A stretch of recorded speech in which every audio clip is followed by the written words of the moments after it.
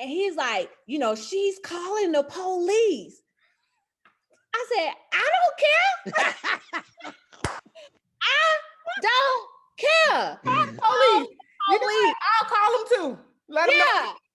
I was like, I ain't worried about that. Lock me up. Like, I don't care. Like, I felt like I'm connected. So call the police, because I'm going to know who's coming up.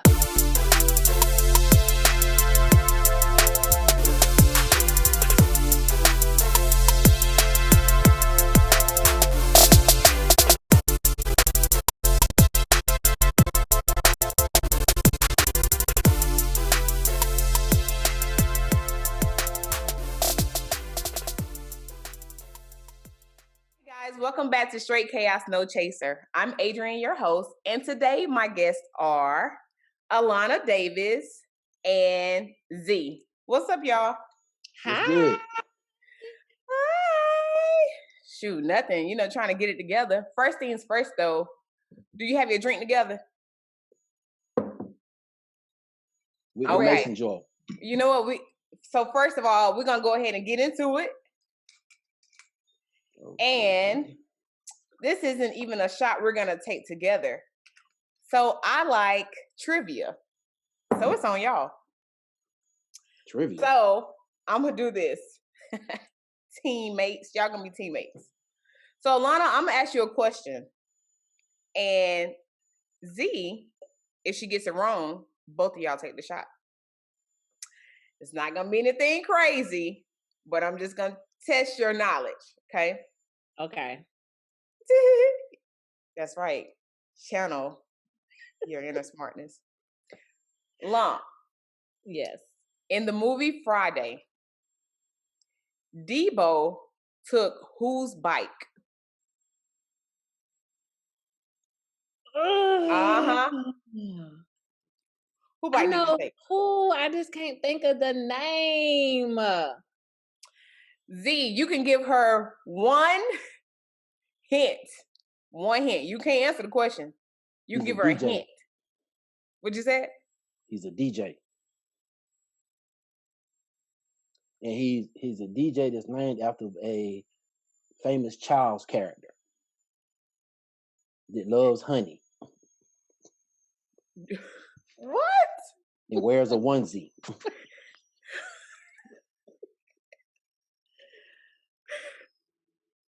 His character name, though. It can be his character name. It doesn't have to be his real name. DJ, AJ, Arthur. In 5, 4, 2, 1. So you did not get that correct. I believe the character's name was Red. Yep, it was. So Z, what you should have done was told her that his name was a color. Yeah. I know him as DJ Pooh. See, that's your problem. Oh. See, you be all out here, and I need you to be here. I didn't know him as DJ Pooh, but you did. Hey, but you did. The parameters of the question were such. Guess that what? You could have named his real name, and you still would have been good. Guess what? All that, like, yeah, it's just take good. that shot. Thank you. StraightChaos Nochaser. Put a little hair on your chest, don't it? It's Sunday. You guys can redeem yourself with that same movie and ask me a question if you would like. On Friday? The Lump, she ready. She's like, I'm ready, yes. Competitive. I'm listening. I'm trying to think. Yeah, I ain't no big Friday fan. That's okay. I am. I'm trying to think. I got the question, but I don't know the answer to it. Oh. That's not how this works. I like the third one the best. Hey, I know all of them. You can pass it to your partner. Listen, you can pass it to your partner, and he can ask me the question. Yeah, Z, I'm going to pass it to you. Pass it to me? Yep. Who played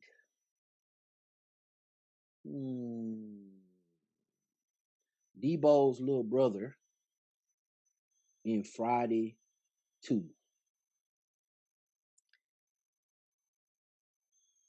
Okay. You took me back. Oh, you tried it. You tried it. But guess what? My name is Blockbuster, okay? Long, you gotta let him know. Oh. My line name is Blockbuster.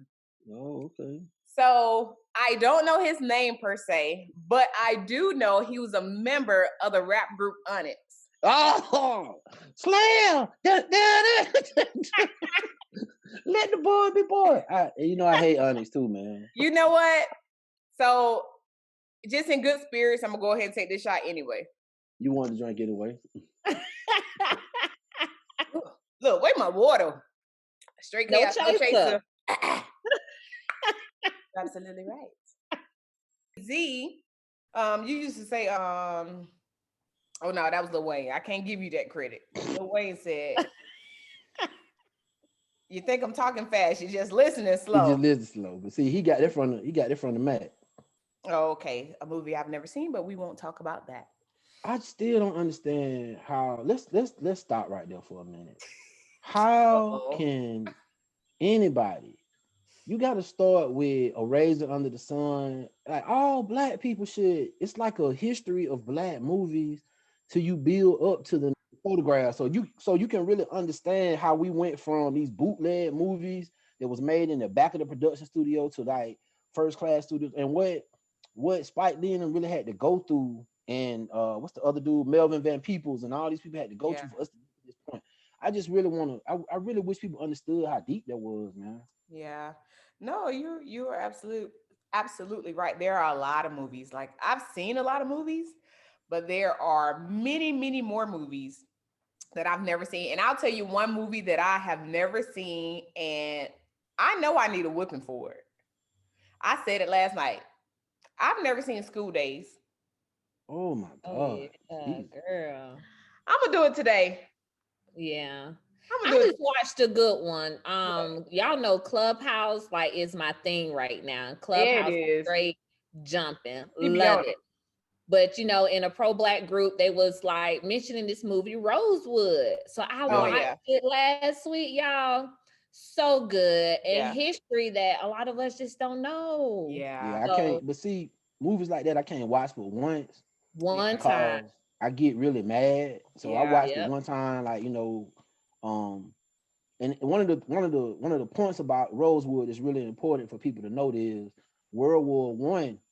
After World War One, everything, if you look at the civil rights movement, after every war, black people moved up a little bit. And the reason for that is the infusion of cash that came in from people. They needed us to, drive trucks, dig ditches. They didn't want us to really fight.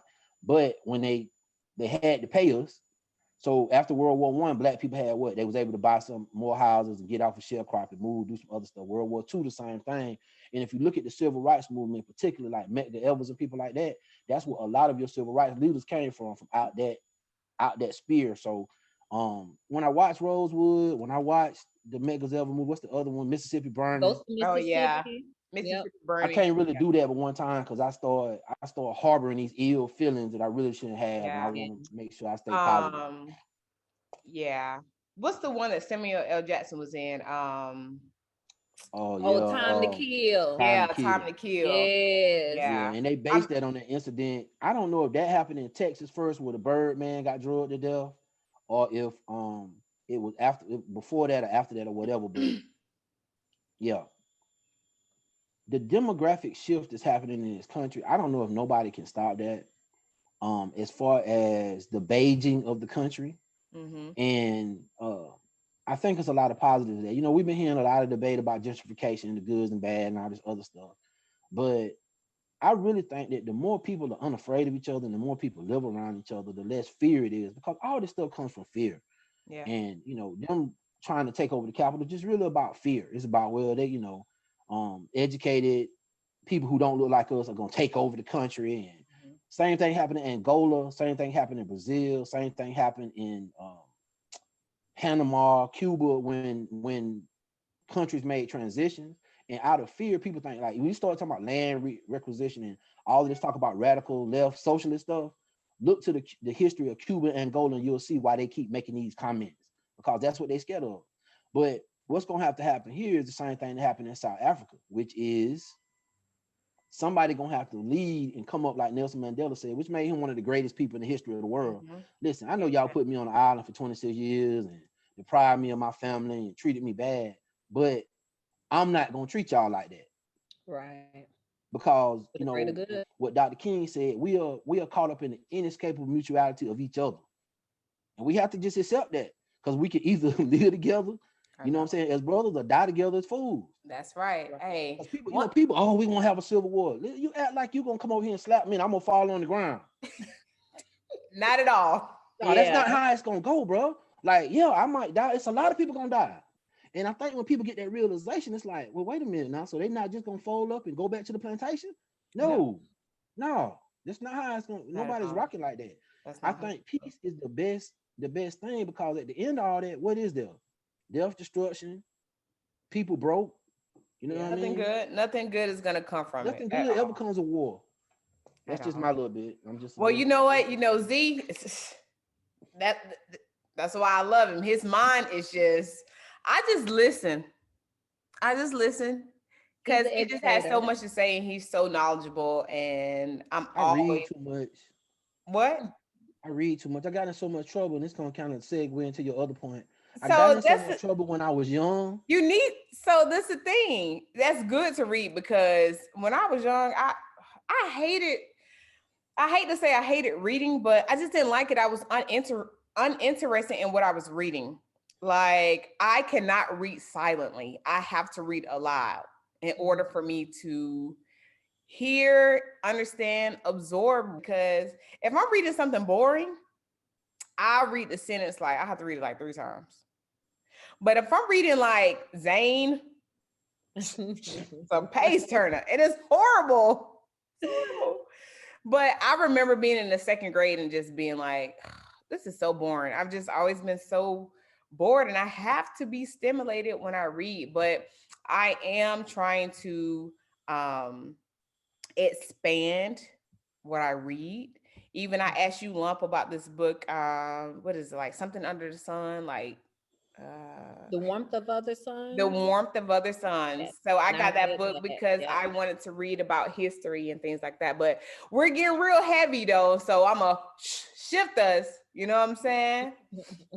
With this chaos. So today our podcast, or our conversation rather, that's what I'm gonna call it. Our conversation is chaos with the chaotic. Us, because we can be chaotic. So I want to ask you guys this question. We're gonna go ahead and jump right in.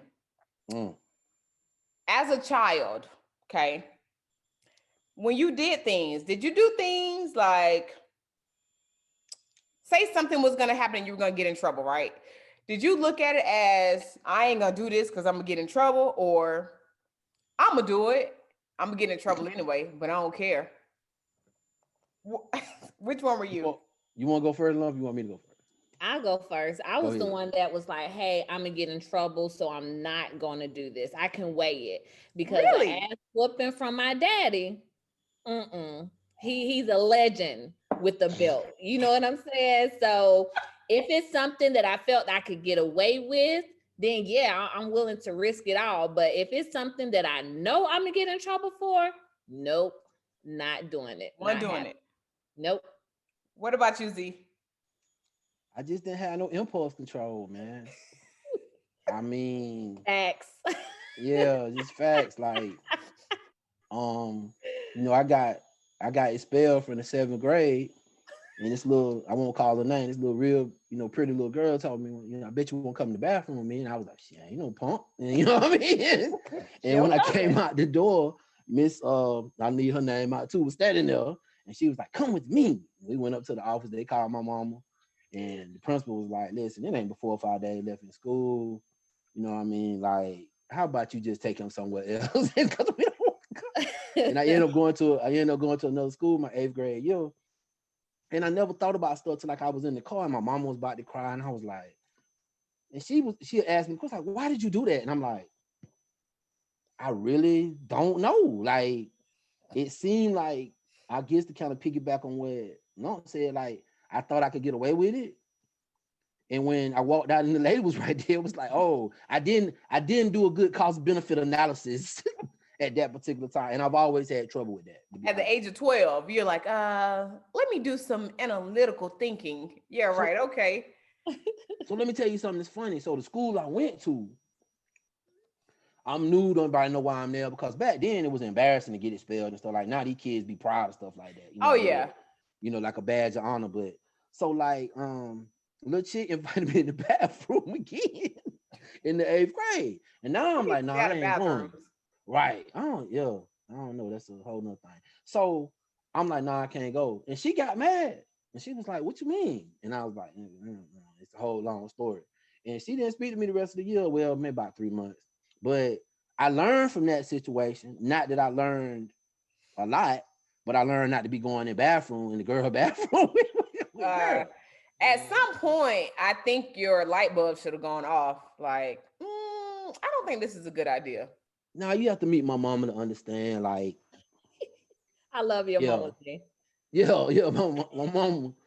It's like she ain't scared of no. I don't know to answer your question. Like I wasn't scared of the consequences. I really didn't care. I knew I was gonna get in trouble. I knew I was gonna get beat or whatever. And honestly, the thing about corporal punishment is the more you do it, the more used to people get it, and the worse I didn't care. So by the time I was the 11th grade, I just, what you gonna do to me? That's why I didn't care about fighting and stuff like that. It's like, what you gonna do?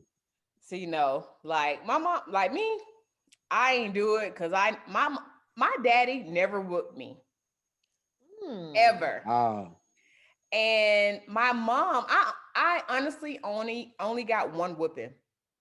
And I talked about this in a previous podcast with Natasha. And it was after I lied to my mom. And she whooped me so bad at the age of 10 that like that was the last whooping I got. Seriously. She will tell you to this day. She'd be like, oh yeah, I didn't whoop Adrian much. Cause after that, it was a no for me on them ass whoopings. No, ma'am. Yeah. So for me, it was like, nah, I ain't doing it because my mama, she bought that life. So sneaking out the house, like I never snuck out the house ever. I never snuck out the house. Terrible. Terrible. I did before. I snuck out before. Nah, bruh. Nope. I never snuck out the house. I did like minor things like that we all do, like, being nasty in your parents' house, you know what I'm saying? No, never. I did that though. No. I ain't even gonna lie. That's horrible. Did it? Terrible. I had to make up for not sneaking out the house. You feel me? But yeah, like my dad, he never whooped me. And I remember one time, I think I was in college and I was at home and he like played, like just slapped me like this. Y'all know I started crying. I was like 24 years old. I started tearing up. I don't know what it was about, but I don't know. My dad ain't never hit me. He never whooped me. So and I've seen people talk about that. Like that's been a big Facebook question. Like, have your dad ever put his hands on you? And a lot of females was like, no. And that's just not the case for me. If my mom said, I'm gonna tell your daddy, that was just the shutdown because I know I'm about to get my ass handed to me. Wow. So my dad, yes, he did not play. He did not discriminate. Female, males, you gonna get it. I actually preferred my dad to whoop me because my mom was a proponent of the extension cord. Right. Don't know that extension cord. Yeah, my mom is like my mom, worked for in South Carolina. It's not DFAS, it's Department of Social Services, and she literally said like about a couple years ago, like the things I did to you growing up, we put people in jail for stuff like that now. And I'm like, yes, I know, but once again, I just eventually got desensitized. Like I didn't care no more, and then like by the time you're 12, 13, you get to be like bigger than your mom and dad. It's like this is silly. And I got to a point where it was just silly. Like, what you gonna do, whoop me? Well, but it goes back to that other point, though. The reason I read so much is because I wish my sister was on here. I never had TV privileges. Like, they took my TV privileges out. Boy, this boy can watch. Now, he couldn't watch The Wire, Power, Love and Hip Hop. Boy, you had a sad life. No, I'm talking about boy. I don't know. You know what I'm saying? I grew up in the '80s, man. So I couldn't watch Dukes of Hazzard. I couldn't watch the 18. You at I school couldn't. like, who is Fonzie? I was just I was all throwed off, man. And like I remember we'd go like Christmas time. I'd be on punishment, and I have to go sit in like the back room until the TV turned off. And everybody come in there and make fun of me, my cousins and stuff. But it turned out good. It turned out because I was a voracious reader, man. I used to read the encyclopedia, and my aunt was a school teacher. So she would bring me all these old books from the library, and I read like a lot of history and stuff. So it was a blessing in disguise. It surely was, because I get a lot of my history from you. Thank you. Listen, Mama, thank you for taking away his TV.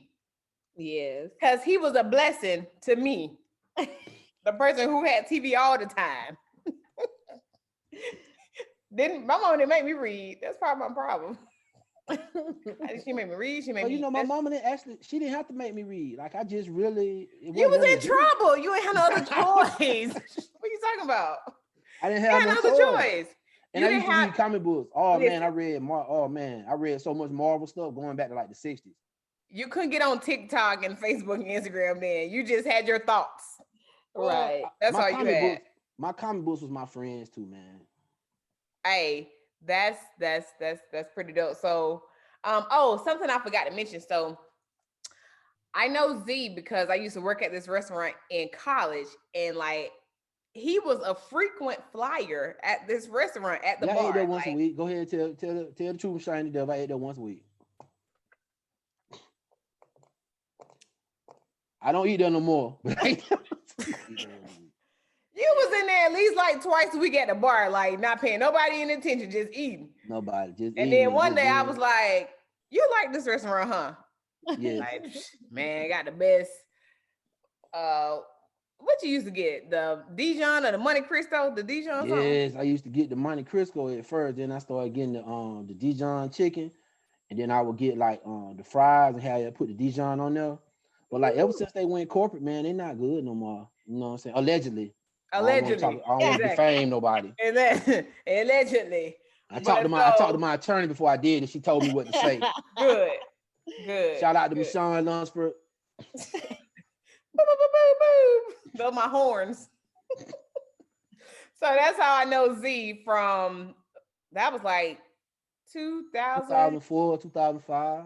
No, that was like 2000. Yeah, you're right. That was like 2004 because I remember when I got that job, my mom was mad because I got a job. You know me longer than you've known me. You're right. Wow. Yeah, that's right. Though we was roommates, so yeah. She just kind of like skirt her way up in there. Yeah, so, I keep track of time by my cars. I had the red Maxima then. Oh yeah, you sure did. Yeah, you had that red Maxima. I remember you told me about it. I was like, okay, that's nice. Well, I got a Honda out there. It's a 2002. Don't be talking about my Honda. I ain't saying nothing. You know when you saw me coming. People. You know what I'm saying? And then Lump, Alana, I know her because she is my line sister. She's my 30. And then also we were roommates. I bet that was funny. Fun times. We was roommates for a little while, you know what I'm saying? And we started calling each other Cow. We call each other Cow all the time. Mm-hmm. And the reason we call each other Cow is because one day we were at step practice and I was like, oh, I'm so hungry. I can eat a whole cow. And that's literally how she started calling me Cow. I know. When we real cute and slim, we go to Bambi. Well, right now. Oh, I'm for sure Cow. I'm Cow. Sure. That's cool though. Yeah. I still get it. Anyway, don't say nothing, Z, because I know you in your mouth. Just in here, man.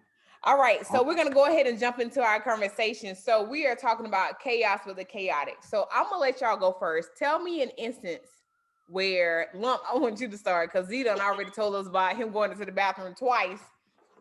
Like, I'm sorry that it took, sometimes it takes 2 times for you to get something. So that's okay. We won't hold it against you. But Lump, tell us something in which you were kind of, it'd be a little confrontational, a little something happened. I can be confrontational this period, right? Okay. So, but I'll talk about a time that all three of us Uh-oh. know about and could remember. Z always be like, "Lon, you remember that time?" But remember, we were roommates, right? Okay. And we were supposed to be dog sitting for our other roommate, right? Okay. While they were out of town. And the boyfriend came back and was like, y'all ain't been watching the dog. The dog pooped in a room and y'all just threw like a pillow over it. And was just being so rude. I And remember I told Z about this conversation at work. I remember.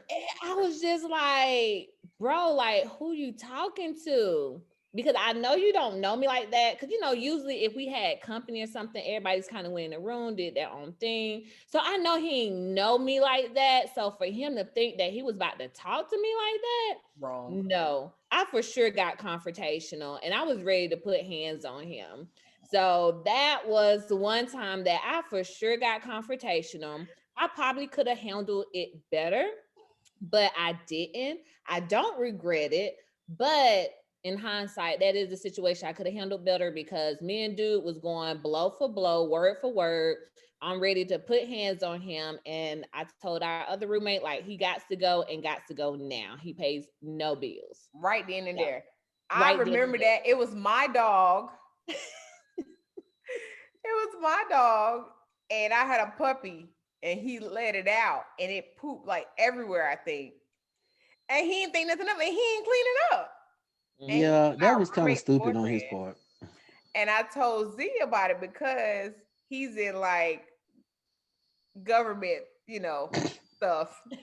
So I'm like, I need your advice on this, on how I should handle this. Cause my other roommate, Lump, I think that we may find him somewhere. You know what I'm saying? If I let her deal with it, cause she for real about that life. And he was like, let me tell you. So what you need to do is just tell your other roommate is that he gotta go. And she was Mhm. so sweet and so kind. So sweet. So We sweet. like, how's you with this Negro? Like, what is it? Hey man, throughout life, you see people in these type situations, and you be like befuddled as to how did these people ever end up together? Yeah. It's the Like, how can weirdest somebody thing. so sweet be with somebody so lame? But Yeah. seen it 1,000 times. You know what? That's funny. I remember that situation. A situation I remember. Oh my God. So, homecoming.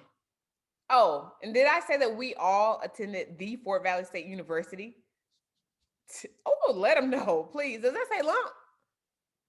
No, it says Oh, FESU class alumni. of 2008. Oh, okay. I Alumni. thought it said lump. You heard it up the LUM. Yeah, I'm like, almost. okay. So one time, I think this was around like 2004, 2005, homecoming. My parents used to come into town for homecoming, and they never stayed at hotels. Like, that's me. If I have the space, you're gonna stay. I'll sleep on the floor, I'll sleep on the couch, it doesn't matter. So my friends and I rented this huge house. It had about 6 bedrooms in it. We were staying in this house. We had newly pretty much moved into the house, and we didn't have, like, some of us didn't have beds. I was one of those people who didn't have a bed. So, no, excuse me, my roommate didn't have a bed, but I did have a bed. My parents came and they came to stay. My dad is a heating and air technician, and sometimes our house needed um maintenance for the ventilation system.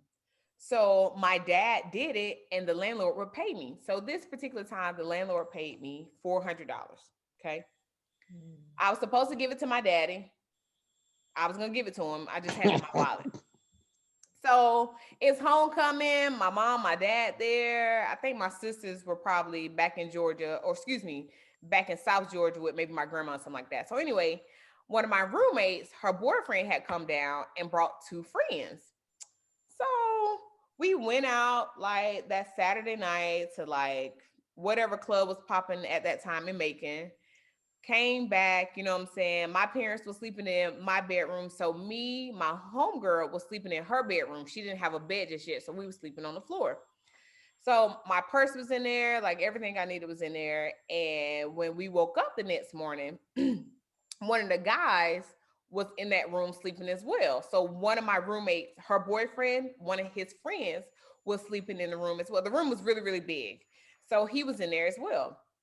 So I got up, I left my purse in there. I wasn't thinking about it. I'm horrible about leaving my purse around too. I even leave it in the buggy at the grocery store. I'm working on that.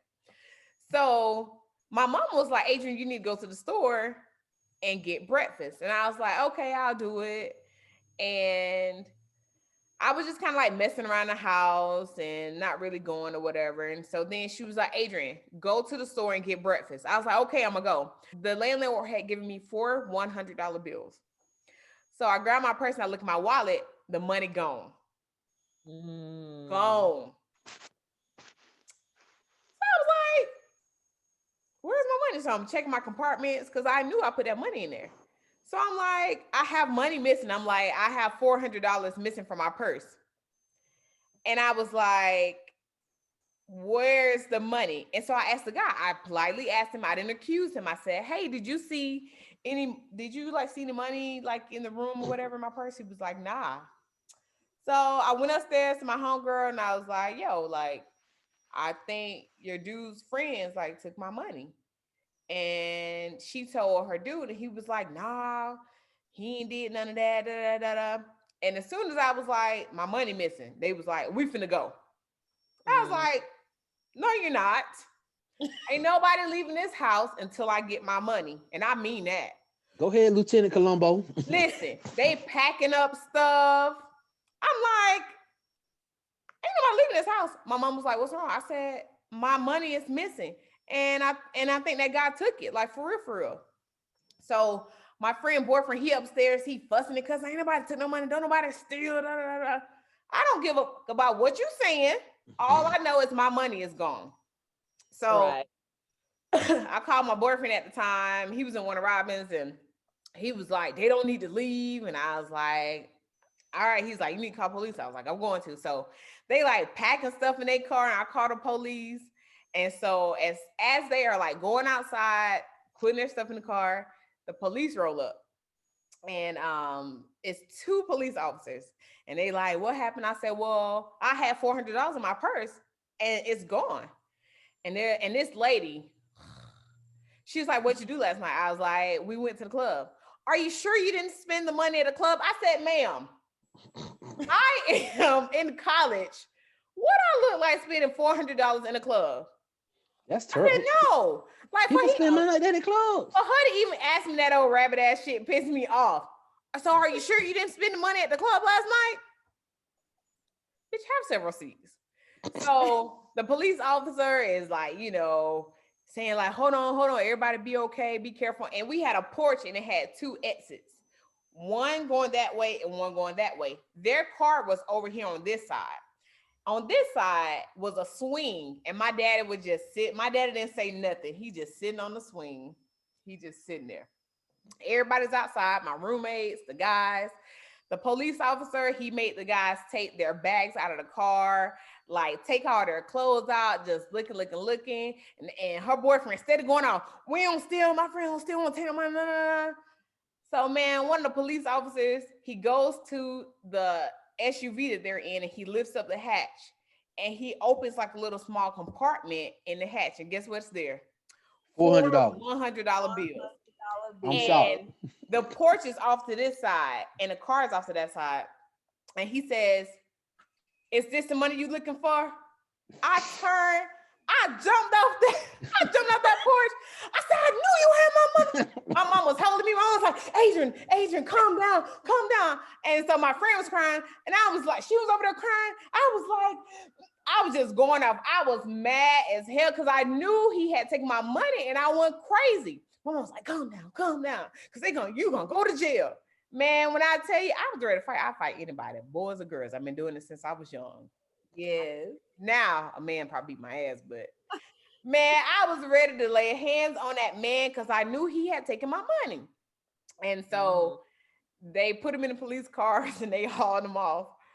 And my roommate, she was crying and shit. You know what I'm saying? So who did they arrest? The boyfriend or the All boyfriend? 3 of them went to jail, girl. All 3 of them they hauled off. So they came back though, and girl, they was in separate police cars. Like her boyfriend couldn't even at the time. Her boyfriend couldn't. He was so mad and embarrassed as he should have been.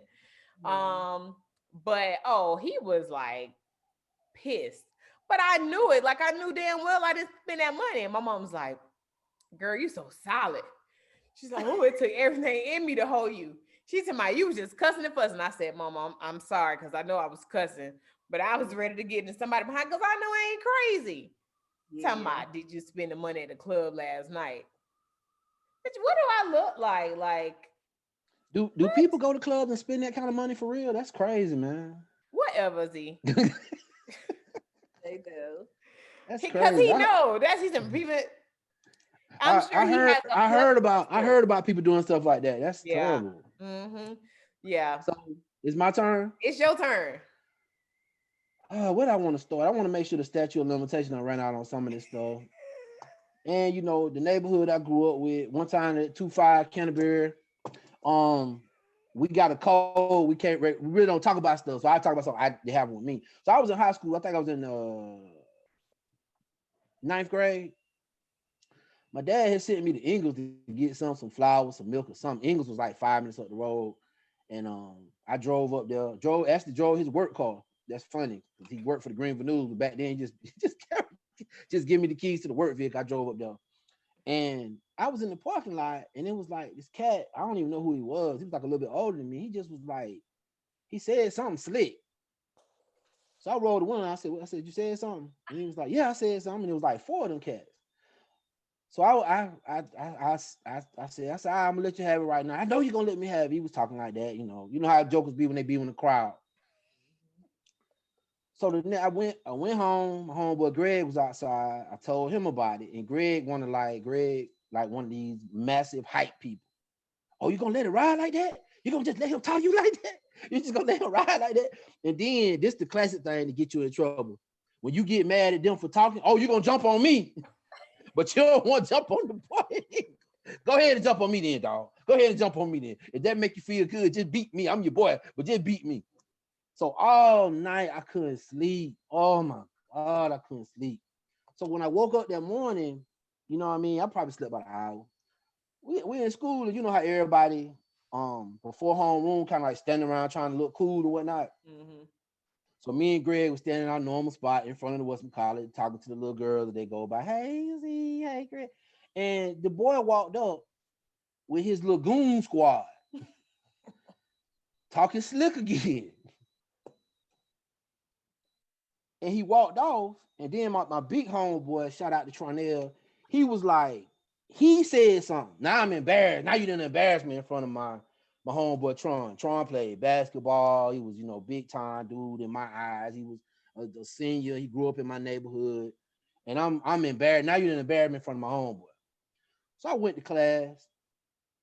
I asked for a hall pass after I identified what class the boy was going to be in. He was in history, Miss Ham's class.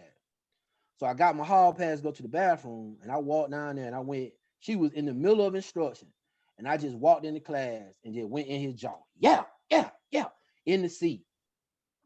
Who Class does disrupted. That? Huh? Who does that? It's facts. So but I'm gonna show you what kind of family I was raised in. You did like a little Kanye. Taylor Swift, I'm gonna let you finish. Teacher, I'm gonna let you finish, but I'm finna beat this gas.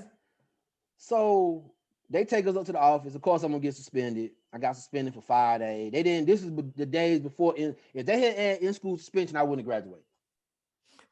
So we go up to the office, right? And my dad comes and picks me up. He's like, "What happened?" I told him what happened. Told him the whole story. This is my dad's only question. My dad died 2 years ago. God bless the dead. My dad said, "But did you win?" That's it. That's it. Did you win? I said, yo. He said, all right, then. He said, he said, I tell you what, I need somebody to help me roll the newspapers in the morning anyway. So I think like the first 3 days I got up in the morning with him and rolled newspapers. I wasn't real good at that. So they just let me sleep But yeah, I shouldn't have did that. In retrospect, that was very bad. And now you get think it was arrested for pretty stuff G. like that. Huh? I think it was pretty G. Hey, that's some tummy type shit. You cancel Yeah. Christmas on this ass. I wasn't thinking. I wasn't thinking. I did not have thought control. It I was was mad, and I'm gonna tell you what it was. As long as it was Greg, because Greg got the 2 or 3 days, he probably would have slacked up. But when you embarrass me in front of, like, if it had been like my homeboy Tron or Rodney or Jeff Redmond, like the big boys in my neighborhood, like they could tell us to do anything.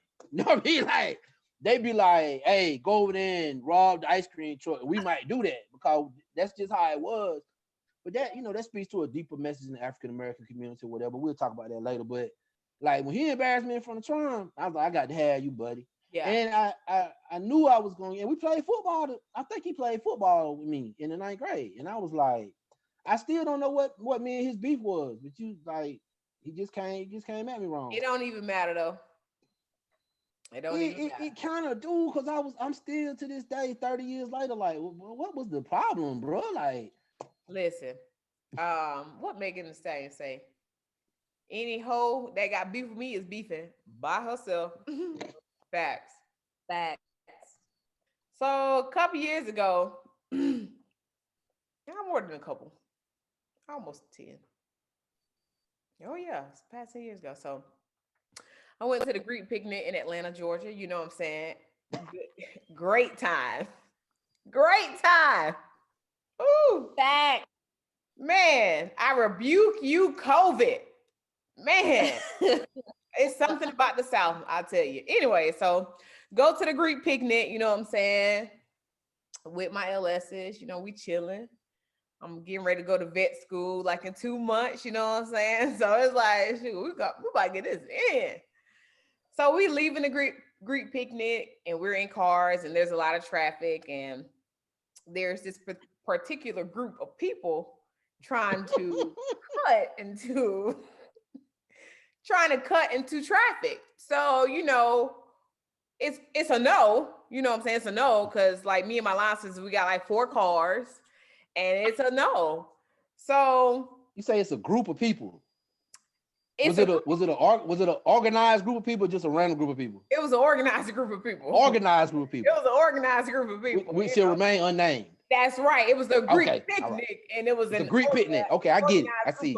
Ladies, okay, that's all we'll say. So we're in traffic, and they're trying to cut in or whatever, and we like no, because it's 4 cars, and we're trying to stay together. And normally, I'm pretty sure we'd be nice enough to let you in, but today we just can't. Okay, it's a no.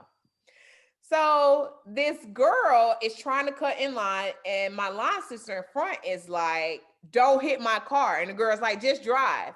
So in my car, which is behind the car that's trying to cut in, I have my line sister, Amber Dawson, who everybody knows. Her line name is The Main Event. So it's explanatory.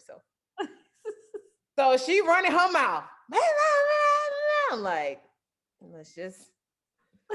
So the girl, she got it coming from 2 ways. She got it coming from the front car and she got it coming from the back car. So the front car is like, "Don't hit my car." So she's just like bumping them like. So we in the back like, "You better not hit a car." Amber like, "You better, we're gonna love." So the girl, she too busy looking back at us, and what does she do? Hit the car.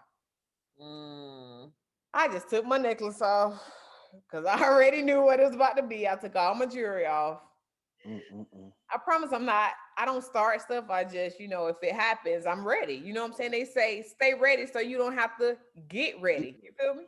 Right. So we get out the car and the girls, they're all fussing. And for some odd reason, I find myself surrounded by 4 of these girls. Like I'm in the middle. I'm like, oh, okay. So I'm like, well, shit, I'm just gonna grab one of them and I'm gonna go at it. So that's what I did. I'm gonna get one of them. So I grabbed them and I was tagging in, you know what I'm saying? Listen, at that time I had a short haircut, you know what I'm saying? Cute. I was tagging, I was going. The odd thing about it is I never felt anything. I never felt a punch, a scratch, or nothing. So when we broken up, I just remember the girl being like, and my hair was still intact. My shirt had a rip in it, but that was it. I was like, good. But So I have independent verification of this story from another source. I don't know about that, but I just remember. Oh yes. I just remember. Oh yes. They said you jumped off the car. I did what? They said you jumped off the car.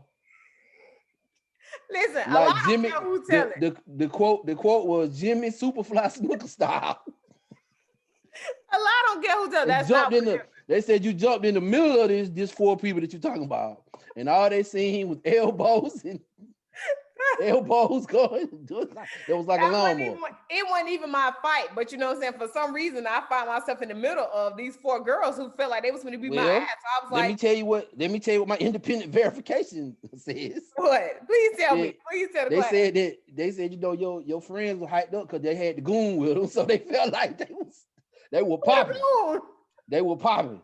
Who the They goon? were popping. They were popping. That's all you know what I'm saying? That's what they thought. I wasn't there. Hey, I don't do nothing but mind my business. You know what I'm saying? But you know, you just said somebody was at the mall, blah, blah, blah, blah. And somebody said, you know, they had that battery pack because you were with them. That's all I heard. That's what I heard. You know? Listen, all I know is later on, my profile was like, we was coming down the hill and we was like, damn, that girl fight. She like, I look like Adrian. Damn, that is Adrian. Get in there. Listen, one of y'all might be about to beat my ass, but I'm gonna beat somebody's ass too. But I was intact. You know what I'm saying? After that, we went and ate at Gladys Night Chicken and Waffles. Man, rest in peace, because that place was good. I just had a little tear in my shirt, but let me tell you, my hair was still good. Like, I'm bothered. I have a question. Yes. Was libations involved in this? They had worn off. I was well aware. I believe alcohol might have played a small part. Small part going on in this. Man. But hey, you know, the police officer was like, look, either we can file a report. It's a really, really small scratch. If we file a report, everybody got to go down to the station. I was like, I'm getting ready to go to vet school, so I'm gonna need y'all to let this ride. They're like, yeah, it's fine. I was like, cool. Z, I'm gonna blame you for my next story. Go ahead.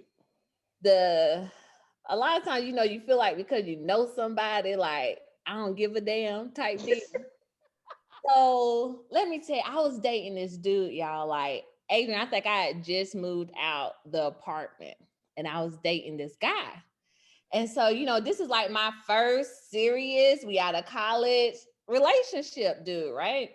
So he used to like to smoke. So I hooked him up with some people that, you know, I knew would smoke. And so he was supposed to be out of town, and I get a phone call from our mutual friend that's like, hey, you know, I thought you said such and such was out of town. I was like, yeah, you know, North Carolina, he visited his mama. He was like, well, you know, you ain't heard this from me, but down from the frat house, you know, I see Buddy Truck. Now I know he was supposed to be talking to some girl down there, and that's all I needed to hear. Y'all, again, government employee, I'm on my lunch break. I'm in a bubble skirt, a bronze bubble skirt, and I put on a sports bra and some tennis shoes, right? So I drive all the way down to Folk Valley in a bubble skirt, a sports bra, and some tennis shoes. And I find the truck. And them apartments by the frat house, you know, they got them steel bars. I don't know if they still got them now, but they had steel bars on the front door. And so I literally had to like squeeze my arm through the bars, and I just started banging on the door. Cause I'm like, somebody about to get it. He literally comes to the door in boxers, no shirt. You can tell he's just waking up because the whole look on his face, he's like, what are you doing? This is his house? No, this is her house. And he's there. And he's like, what are you doing? And so in my head, I can always get to you, so I'll handle you later. But tell old girl to come out here. Get that bitch out here right now. And this is the thing, y'all. I'm all about empowerment, women, whatever. But the thing is, I know how these Negroes like to run game. So mind you, I had caught him talking to this same girl now, like a couple of weeks before. And I talked to her. I was like, look, I'm coming to you woman to woman. I know you probably don't know about me, but this is my guy. I'm going to forgive him from this little indiscretion. But if I come across you again, it's going to be a problem. But I'm telling you right now, it's not a problem because I know you didn't know about me, right? And I sound stupid now, but that was just the thought process that I had at that time. So again, for him, I'm not worried about you right now because I know you say I can get to you. Tell her to come out here. And he's like, she's calling the police. I said, I don't care. I don't care. Police. You know what? I'll call them too. Let them know. I was like, I ain't worried about that. Lock me up. Like, I don't care. Like, I felt like I'm connected. So call the police because I'm going to know who's coming up. I'm going to know who's for you. So I'm just like, I don't care. But this is what made it all click because sis wouldn't come to the door. She's calling the police again. I don't care. But when he said, you willing to lose it all right now for this? Ooh. You willing to lose it all? Mind you, first graduate in my family, which he knew. I had me a great job, which was, got me to 6 figures later in life. And it's like, you about to lose it all right now. And when I say that was the only thing that made the light bulb go off, like you've come too far. You're the first. You got, goals. You got too much in life to risk for this Negro and this broad. Like, why? That was the only thing. And sure enough, as I'm driving off, I hear them sirens. I was like, oh, that almost got me. Look, yes. She's like, let me squeeze my hand back out of here. I bet your hand got stuck. It was like, yeah, and that's the thing. I'm sitting like I'm banging on the door, and it was like a little window. I'm banging on the window, like I was ready to get down. I was ready. Yeah, you was in a sports bra and a bubble skirt and some tennis shoes. A bubble skirt and some tennis shoes. I was that's what I'm talking about. Say less. Somebody called you, you like, oh, say less. I love that. I love that phrase, say less. So I definitely could have handled that situation better. But again, being young, in love, just feeling like this was the man for me, like we about to build. And I definitely could have handled it better to where I'm worth more than that. I should be treated better than that. But at the time, Shawty was about to get it. But you know what? Don't beat yourself up about that because that's where you were in your life and in your mindset. And that's the beauty of maturity. Because girl, when I found out my college boyfriend was cheating on me, I took every little thing he bought me. Me and my friends took it over to his house, allegedly put bleach on it, set the shit afire, was outside doing like rituals, waiting on his ass to come out the house. He wasn't even there, but we was out there like blasting music. I set it on fire, bleach. I didn't even know. I just everything, like cutting up stuff. All the like 21 years old. He wasn't even there. He gonna call me tomorrow. Did you come to my house? Yeah, it's outside probably with some ashes. Yeah, so that was one of my yeah. Ooh, but my favorite part of that story when you like, I squeezed my hand. I did. As you could them bars, like I'm like, damn. I'm like, I ain't used to, but I did. I squeezed my arm through there, and I'm just banging. And then even when he came to the door, like I'm trying to still get my arm through there and just scratch him or something. And he's like, she's calling the police, and I'm like, of course she is. But I mean, we all had to deal with. I bought this girl some candy one time in the 6th grade, right? my homeboy, shout out. Well, he's not really my homeboy, but he went to high school with me. Daydrill Robinson live in Atlanta. What's up, Daydrill? Lisa Johnson was like so cute, and I bought her some candy. But I didn't know he was really talking to her. You know, he had the Jerry curl and stuff. He always had like all the fresh Michael Jackson clothes. So he was like cool, right? And, you know, I was just like the little chubby kid at the time. So I gave her the candy and stuff. He made her bring me the candy back while he stood up on like a little ramp at school. And then when she came back up, then I'm just standing there with the candy looking stupid. And then when they walked back up, he was like, come in, gave her a tongue kiss, and then looked at me.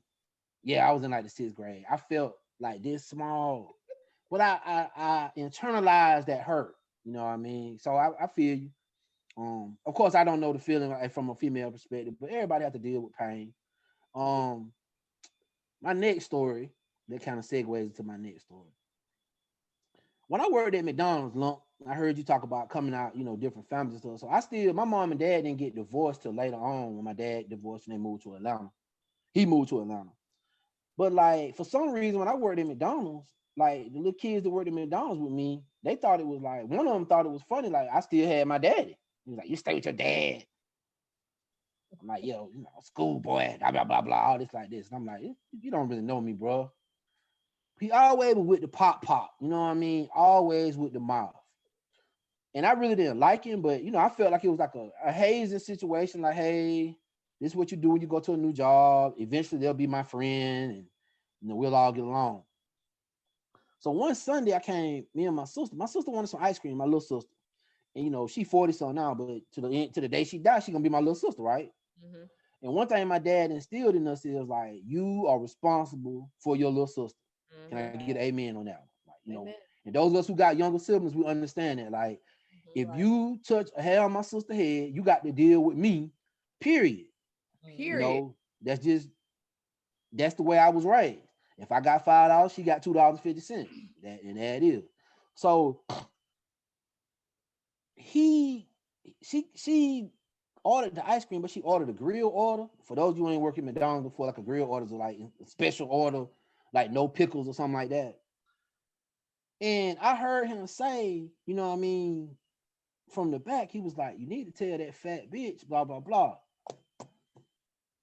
I know you did not call my sister out of her name. Yeah. I noticed you did not call and my sister very sensitive about her weight and stuff. I was like, I know you didn't call my sister a fat bitch. Now I got to have your ass. I'm like, I got to have you, bro. So the manager, I'm trying to come back there, and like I work there now, I'm off. The manager's like, "No, you can't come back here." And so the dude is like, "Oh, let it come back here." So then the manager was like, I was like, "I ain't gonna lose my job." He was like, "No." And I guess he thought I was playing. Boy, I went back there. We went right there to like the little kitchen area. And boy, I tightened that boy head up. Some classic, boy. Oh, I knotted that joker head up. I threw him in the sink. Oh, it was beautiful. It's a beautiful thing. And my sister standing in the background like, "Yeah, get him. Who the fat bitch now?" Yeah. She loved that. Shout out to Treat. And so once again, I get home. She tells mom and dad, you know, "Hey, we had a little incident." Meanwhile, we had a little incident at the McDonald's. So she told my daddy what happened, and my daddy was like, "He called you what?"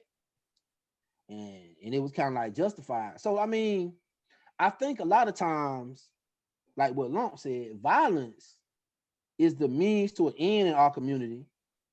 And I mean, that's something we need to ultimately address, impulse control, and why we act the way we act. You know what I mean? And luckily, it's hard sometimes though. It is hard, but listen what Lump just said. What Lump is doing right now is creating generational wealth for her family. Yeah, for sure. Like her nieces and nephews, and you know, if she had kids or whatever, she creating a better world for them. And all three of us are doing that. Yeah. But if we had let these mishaps become you like these euphemisms, right? These mishaps, I love them, come the norm, and you know, instead of, and some people, this is their reality. Like, it's a lot of people sitting on the chain gang right now that they didn't say, like Lump said, like the police come in and she like a light bulb went off, like, you know what? maybe I need to go back to work. You know what I mean? Because it's gonna be hard to explain why I'm down here 20 miles from my job in a sports bra and a bow skirt, arrested for disorderly conduct or whatever. Right. And I lost my job at McDonald's, but my dad was cool with that. They ended up hiring me back, and I ended up cussing out the manager about another situation. I'm just gonna ask y'all, like, when somebody puts you in a situation where, like, it's obvious, like, the other person done told them no, and they trying to punk you, like, what you supposed to do? I mean, I feel you, but at our age now, the way I respond or act now would definitely been different back then. This is so bad. Something happened last night.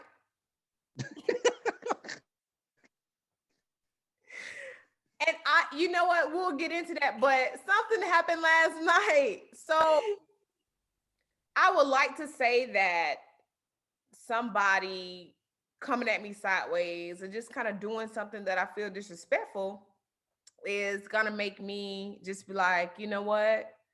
I'm bigger than this. I'm gonna walk away. Just something in me, and it may be something from my childhood that, you know, I know being bullied or being picked on and all this kind of stuff and giving somebody that power, and I chose to never give somebody that power again. However, I do understand picking and choosing my battles, but sometimes it's just like, So last night, I left and went to my homegirl's house. I live in a condo, and so they're like garages. They're all together, and there are 3 garages. Well, when I come back, a car is parked in front of my garage. You're not supposed to park on the street anyway. So the car is parked in front of my garage. I can get in just a little bit, like here. But guess what? Don't park in front of my garage. So I came in the house real quick.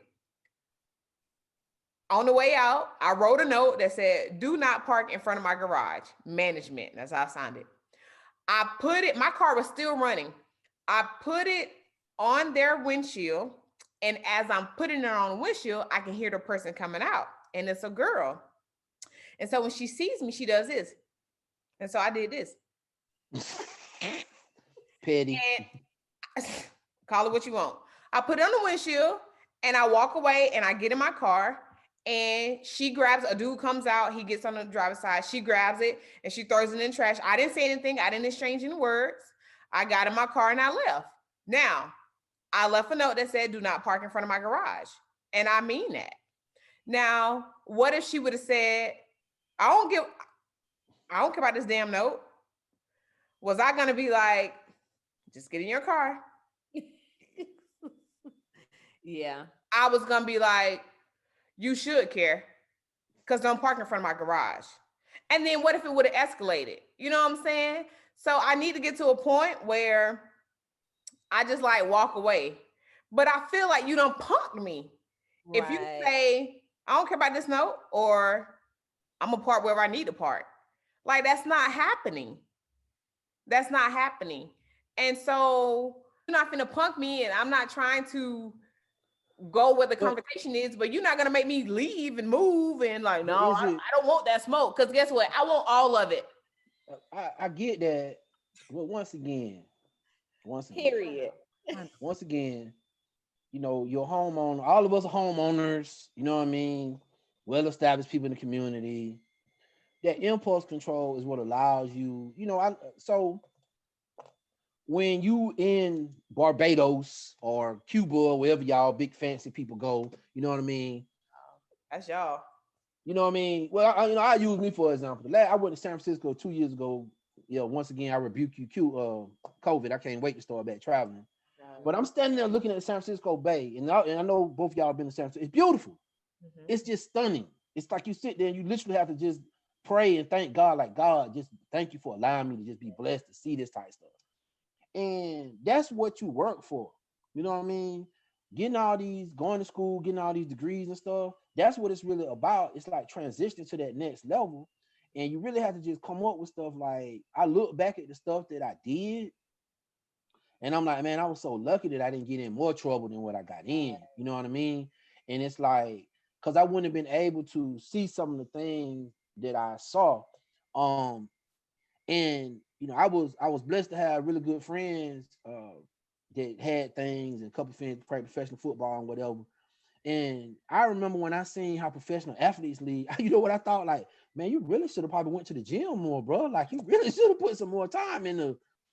I didn't know like that people had houses and stuff and lived, you know, that people flew to New York City for a day and flew back to Atlanta the same day. I didn't know people could do stuff like that because I wasn't surrounded by that. And once you get to a level where you're able to do certain things, it's like you shouldn't want to go back. And I think that's what growth is. You know, I wouldn't want to jeopardize my lifestyle. Now at the same point, you know what I'm saying, to what you're saying, Adrian, like my house is my house. You know what I mean? Like it's a little invisible force field around your house, and I'll burn this thing down for anybody disrespect it. You know what I mean? And I don't think that's necessarily, and I'll get Lump's opinion on this. I don't think that's necessarily a negative thing. I'm very proud of my stuff. But it's got to be, all of us got to have, you got to have some boundaries. Am I correct? Yes, absolutely. Yeah, and you know, even like going to therapy and stuff, I learned that. Like when you know, like you got to have boundaries. Like you just ain't gonna do anything and just think it's just cool. And I've learned to let some things go. Even when I was young, I let some things go. And I'm gonna tell you, one of the things I let go was for the good of the group. Like you know how you have a clique in college or whatever, and I had a group of cool friends when I lived in Moore Harlem or whatever. And of course, some of them always ain't gonna fit, you know what I mean? And they'll say little stuff under the guise of friendship. We all been in a little group session and somebody say something slick, you know what I mean? And you kind of feel that shade and you like, I'm gonna let you have that. And you know, I had to learn how to do that because that's like why I don't want to make our little group break up because we have a good time together, we look good together, and I don't want to make our group break up. So I'm gonna eat that. And I think that's the beginning of growth, you know, that happens when you're 19, 20 years old. And a lot of people don't get the opportunity because they end up dead too. You know, we need to, let's not leave that out. Because situations, you know, a situation as minor as what you're talking about right there can go all the way sideways.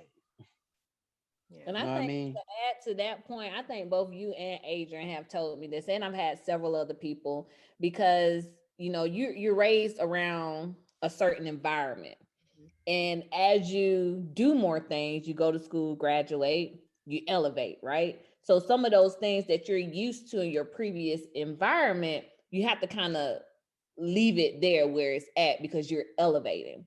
And so it's been a lot of times to where I've elevated, but I'm still dealing with things that I would have done in a previous environment. And I've had people tell me all the time, like, you can't fuck around with people that ain't got shit to lose. Yeah. Because you got something to lose at this point. Like you have a career, you have a house, you have a car, you got bills. So when you have something to lose, you can't fool with people who don't have anything to lose, because those people will try you just so that you lose it all. So I'm thankful and blessed that, you know, it's situations to where we could have easily been in the chain gang, you know, and it's only by God's grace that, you know, you left without a bruise, without a scar. You know, I done did some stuff to where I was supposed to be juvie, locked up 10 plus years. Like, take her away, officer. I'm the girl that you call when you want to get something handled, or hey, allegedly, that's who she was. Allegedly, in my past. So when you elevate, and again, it's just been by the grace of God, because you have people in jail, you know, stealing, you know, selling drugs, doing this, doing that. And even though, you know, we may have done those things on a smaller scale, who knows? The system isn't made for us. And we could have easily been behind bars and missed out on the opportunities that we've had in life. So it's easy to get there. And I recognize that. Yeah. So, but sometimes we have to kind of humble ourselves, eat the pride, and just make sure we're in the right environment to where, you know, we know that we got things to lose. I like how Jay-Z said, you know, I shoot you, I'm brainless. You shoot me, you famous. You know what I'm saying? So what I'm supposed to do. And that's exactly what, like, I look at him sometimes, people be on, you know, like he say, people be on internet and people comments talking reckless about this man child and stuff, you know, and I just be like, he a human being, but he a billionaire. I'm not about to risk my billionaire status behind you, you know. And even, you know, he could easily green light somebody and put $20,000 on their head and they'll disappear. But he got to be thinking like eventually it'll get back to me. You know what I mean? Right. So I got to be real careful about how I move like that. And I just use that as like an extreme example, but you're 100% right. When I was in lucky, I was on probation and stuff when I was a juvenile, and I did get kicked. Like I said, I got kicked out of school and stuff. It is, that's not no secret. But here's the crazy thing: when you start talking about environments, long, everybody in my neighborhood got kicked out of school, and everybody got expelled, and everybody was suspended at some point. You know what I mean? Mm-hmm. I think the vast majority of us graduated, but I want to say it was a little bit easier to graduate back then, because I'll be honest, if they had in-school suspension, I wouldn't have graduated. They'd have to put me in alternative schools. I wouldn't. Sitting in there, it's like being in jail. Like I remember going over to Peach County sometime, seeing them kids, and I used to be like, man, this is just like being in jail. I couldn't have did that. But one of the things that was real positive when I came to college, I'm literally talking to people, and I'm like, yeah. I had, my probation officer had let me come out of state and all this stuff, and they like, probation, you know what I mean? Like, so this is the first time in my life I had not been around people who was on some kind of, probation, or, the jail wasn't a stigma. I mean, not like wasn't a norm. Like where I grew up was just like, that was normal. Right. I mean, that just was like a normal part of life. Everybody it was kind of like a given, like you gonna end up on probation. You might go to jail. Luckily, you just do county time and not go to prison. But if you go county time, this is how you do. And we talking about like how to make grilled cheese sandwiches on the light bulb, and how to press your clothes by putting them up under your mattress when you go to bed at night. I'm talking about at 13 and 14, we get institutionalized early. Yes. And it's sad, but that's the reality of it. And you have to break that cycle. And I think part of breaking that cycle is what we're talking about today, just impulse control, man. And it's funny. You know what I mean? It is funny. But at the same time, it's a serious subject, because to just go back to what Lump said, like I'm not about to risk everything, Can you imagine? Can you see Lump sitting in the cafeteria somewhere eating like beans and weenies? I don't want to see it. Cornrows. Yeah, with cornrows on here. I don't want to see it. I really don't, because I just saw who was Queen Latifah in Set It Off. That's all I just saw. Like, just butch. And the thing about it is, like, what the both of you said is very true, and it makes a lot of sense. And that is something that I do need to work on, but it's just something that I believe is just deeply rooted in me from being young, and somebody trying me, and me just always just like not being confrontational, just trying to be invisible sometimes. And it just is what it is. And then when I found my voice and I figured out who I was, it was like, no, people can't disrespect me, or people can't make me feel small. And so, just as the both of you said, there is a lot on the line, and a lot that we have to lose when we engage in confrontational situations. And so you do have to kind of have that moment and say, hey, is this what you really want to do? Because this can go badly. Right. Well, let's look at the flip side of that. The flip side of that is this in a professional sense. If I'm right, if I'm doing something right, it worked.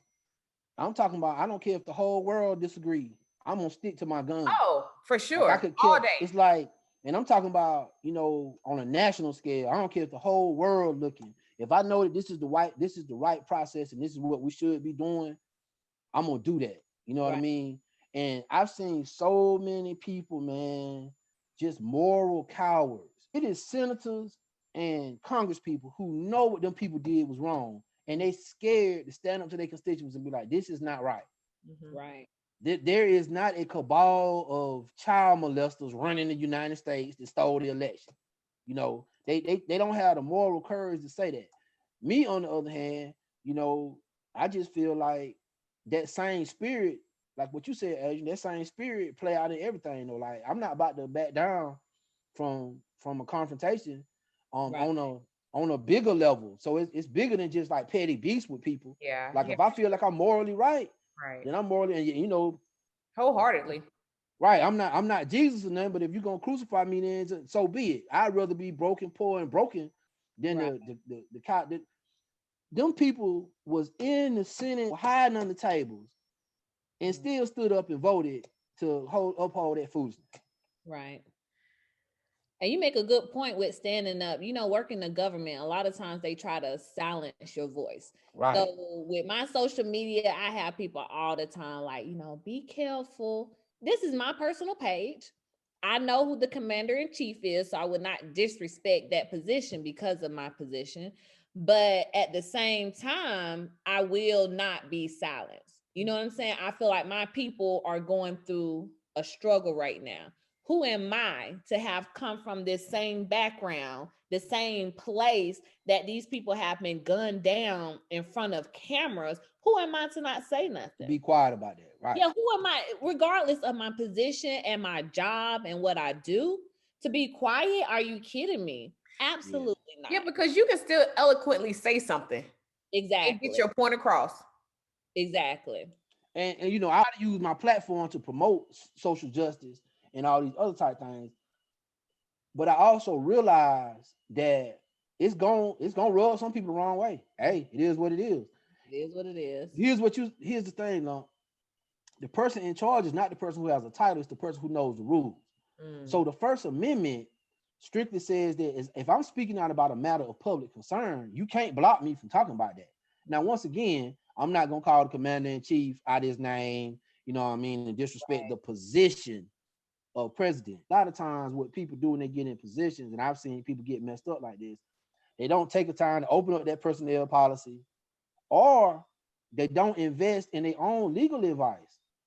I seen it was a video on Instagram. Cardi B was like going off about get you a lawyer, get your own attorney, have your own attorney review your contracts. And not only that, when you put your lawyer on retainer, I call her and ask her questions about anything. Like, hey, I'm about to be on this podcast. What can I say and not say? You know what I mean? Yeah. And we got to be careful because, you know, just because we in these positions don't mean we need to be silenced because what did W.D. Boas call us? The talented 10. You know what I mean? Yep. Like, we supposed to be the people that come up and pull everybody else up. Right. You know what I mean? And if we can't talk, and I think that's another kind of unintended consequence of the civil rights movement. So many people now have bureaucratic jobs, or they have licenses that they got to protect or whatever, that they feel like I can't. They're afraid to speak out. Right. They like, well, I can't compromise their position. I can't compromise this because so many people fought for me to, you know what I'm saying, to get to this position. And I mean, that's just kind of crazy sometimes. But you know, at the end of the day, it's about what allows you to sleep at night. Like, that's how I practice medicine. That's how I do my job. I do what allows me to sleep at night. So when it comes to morality, when it comes to your integrity and what you believe in, what allows you to sleep at night? You know, being silent and not having a voice, does that keep you up at night that you didn't say something, you know? Yeah, that bothers me. Yeah, that will bother me. So is one thing I used to take from you. You used to always say it's chess, not checkers. Yeah. And hey, all the time, I just told somebody that the other day, yo, it's chess, not checkers. The end game. Successful people start with the end in mind. You know what I mean? Facts. And I look at those COVIDs, those 7 habits of a successful person, and I really try to make that like part of my edict. Like, successful people look for win-win situations.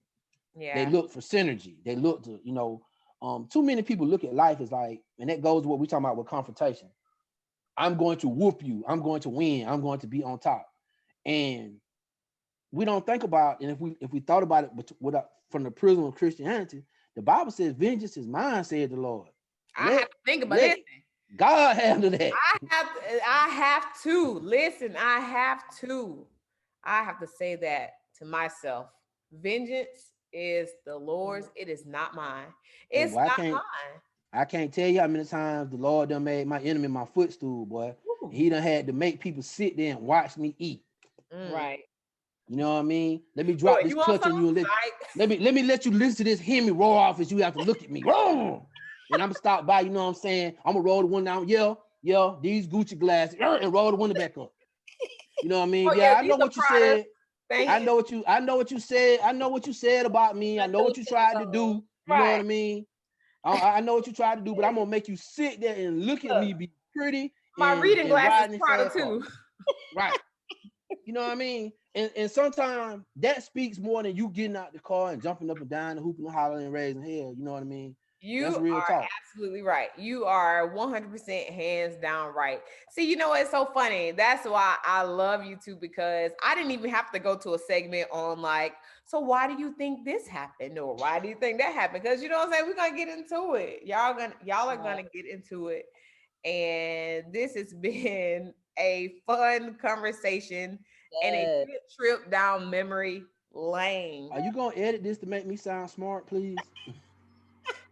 You do that yourself. No, I don't think a computer can do that Just anyway. this But this this edited good.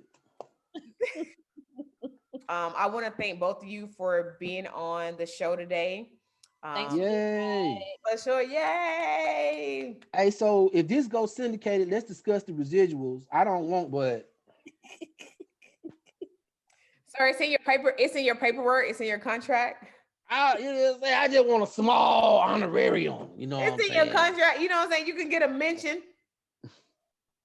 You can If get a hey, mention.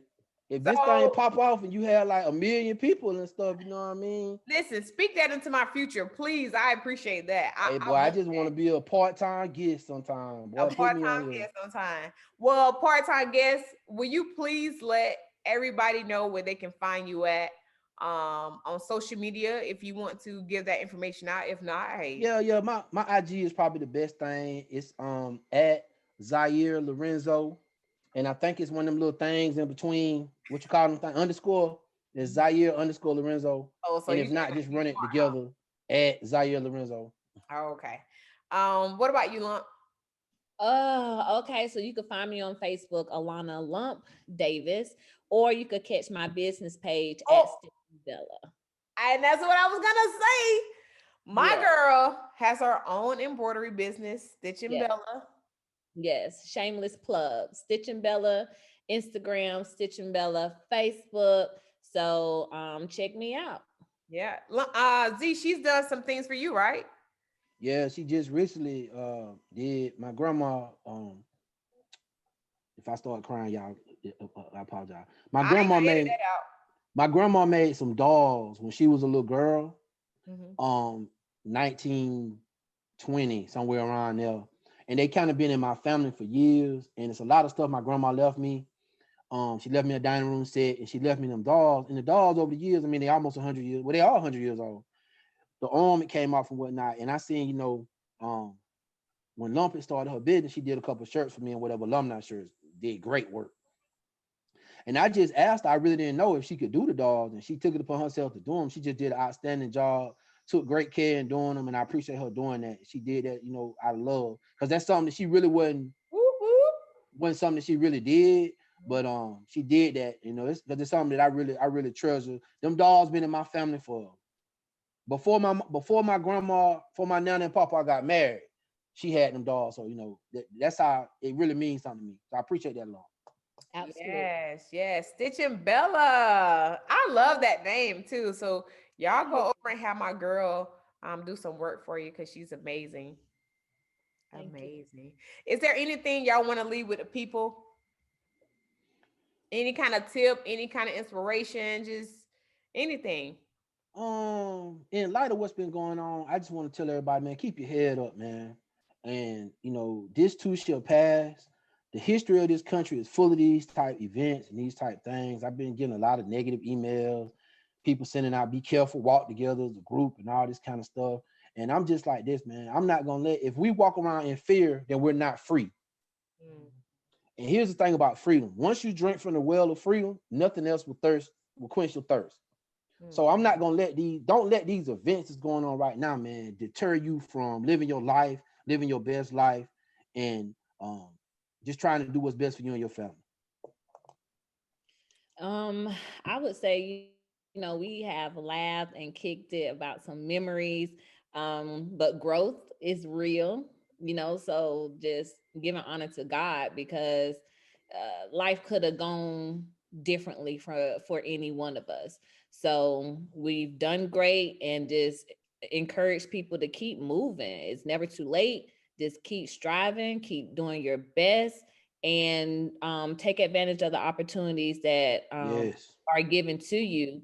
And again, when you elevate, get those different connections, because just like, okay, Stitch and Bella, Z reaching out, these dolls mean a lot. Oh, hey Z, I need questions about this and the third. Adrian, my dog is sick. What can so Relationships, you man. utilize those resources and pull up from it. Because if I didn't have friends that elevated and started their own businesses, I probably wouldn't have done it. But they can do it. You know what? Let me step out on faith and do something as well. So Amen. elevate your life, elevate your crowd.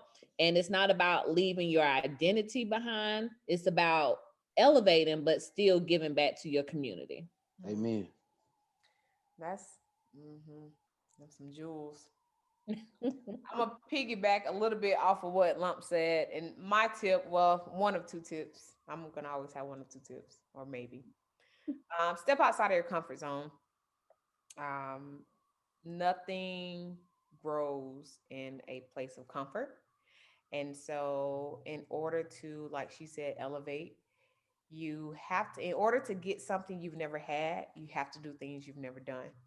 And so that's something that I've recently found out and learned, and it's looking good. So that's just my tip. And my other tip is, y'all know, spay and neuter your dogs. Yes, I co-sign that. No, for sure. Like it is very important. And Yes. people they get pets and they feel like, oh, I wanted to have puppies. And they don't know the first thing about taking care of pets. They don't know the first thing about, or they don't realize the costs associated with having pets. Yes. They're just And like that and that as taxpayers, you're paying the animal control people to come pick up these dogs and to euthanize them and everything else. And I guarantee you, in a city big as Warner Robins or Las Vegas, it probably gets into the hundreds of thousands of dollars every year, simply because people don't take care of their pets. That's a whole nother stuff. That's a whole nother podcast. Thank you for contributing to my tip. All right, so we're gonna get out of here. Thank you so much for tuning in to the podcast today, StraightChaos Nochaser. Please like, subscribe, share, comment, whatever you feel in your heart to do. We will see you the next time. Much peace, love, and chaos.